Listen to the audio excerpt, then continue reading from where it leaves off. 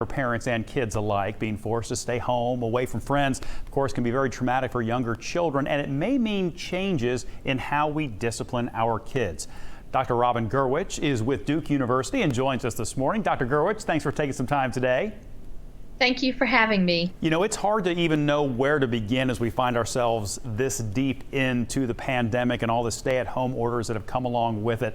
What is the best way to go about disciplining our kids, especially younger kids, as they start getting stressed out? They're acting out in ways that maybe they've never acted out before. Right. I think that's a really good question, and your point is well taken. They may be doing things that they never did before. That's very common when children, particularly young children, are distressed, that we do see an increase in some behavior problems. We also see challenges with chores they used to do in the past that they're forgetting to do, or listening and following directions as easily as they did before. That's all part of stress, and as we're stressed, the first thing we need to do is take a step back and take a breath before we jump in with any heavy-handed discipline. I think from a discipline end, think about what you've done in the past, and the more you can keep your structure of how you've enforced rules in the past, the better that's going to be now.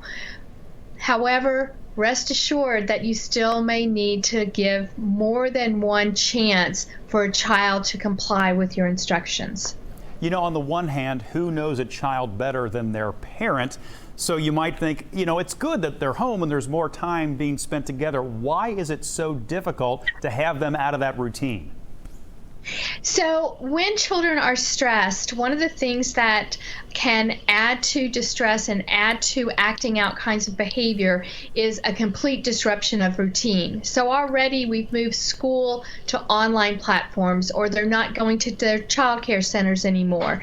That's very typical. So that wonderful child that you thought I never had a problem with, you're now starting to see some problems. That's a good sign for a parent that their child is having more stress than they may have recognized. For older children or children that are already having some behavior problems, those may ramp up significantly, more so than their parent or caregiver would anticipate. Is there a little bit of that element of sometimes our kids behave better when they're at the neighbor's house or at school than they do when they're at home? Is there a little bit of that?